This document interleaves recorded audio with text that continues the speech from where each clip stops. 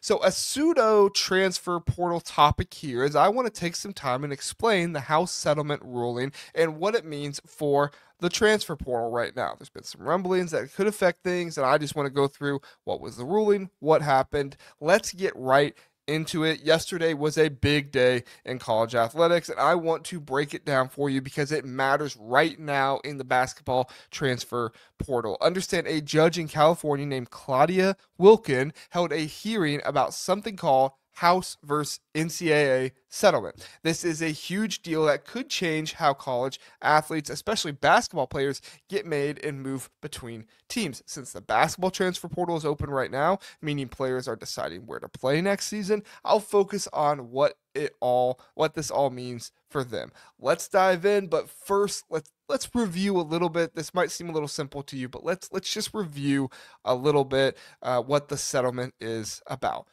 Basically, what they are trying to do is modernize and fix some old rules in college sports. I do the quotation marks for fix because some people like the old ways better than what they do now, right? But if we're being real, for years the NCAA didn't let athletes make money off their names, image, and likeness through ads and social media deals. That's called name, image, or yeah, that's the name, image, and likeness that they should have been letting them have. And we all talk about today. The lawsuit started by a swimmer named Grant House and others said that it was unfair. They argued athletes should have been paid for things like TV games, or video games using their likeness, and they want money for the past plus new rules for the future. The settlement they came up with has two main parts: back pay and future pay. Let's start with back pay. The NCAA and big conferences like the Big Ten, would pay $2.8 billion over 10 years to athletes who played since 2016. Folks who missed out on NIL money back then. As far as future pay, starting on July 1st, 2025, schools could pay athletes directly for their NIL up to a certain amount each year, kind of like a salary cap that you see in pro sports. But here's the catch. Today, Judge Wilken didn't say yes to the plan. She said it's a good idea, but overall has some problems that need fixing before she'll approve it. So, no final decision yet. What does this mean for the basketball players in the transfer portal? Simply, let's just unpack it. Okay. In a courtroom in Oakland, California, buzzing all day, the lawyers, athletes, and the judge, the NCAA and athletes lawyers pitched this settlement as a win-win. Both parties agreed. They'd pay out $2.8 billion and start letting schools pay players directly. But Judge Wilken wasn't totally sold. She pointed out a few big issues, those issues being roster limits, future players' rights, and NIL deals outside the school. As far as roster limits go, the plan swaps out old scholarship limits, like how many players a team can give money to, for new roster limits, capping the how many players can be on a team. For basketball, that might mean a few spots. Wilken worried that could kick current players off teams too fast and wanted a slower rollout to protect them. She also wanted to address future players' rights. The deal lasts 10 years, so it would apply to kids who aren't even in college or even thinking about college yet.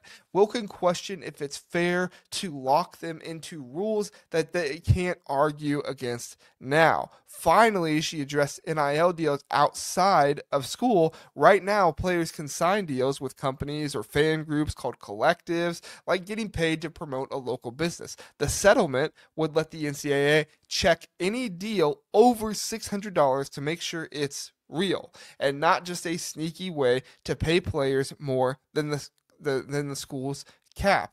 Wilken asked why this is needed, if it's a fair limit, and if it's fair to limit those deals. This is a question many have had, and it's not unexpected for her to question it. At the end of the day, she told everyone, "I like the settlement, but it's not perfect. Go fix these things and come back in a week. So the lawyers are scrambling to tweak it, and we won't know the final answer for a bit. So let's zoom in on basketball for a second now. The transfer portal is insane right now. It's absolute madness. I mean, you thought March Madness, we got Portal Madness, okay?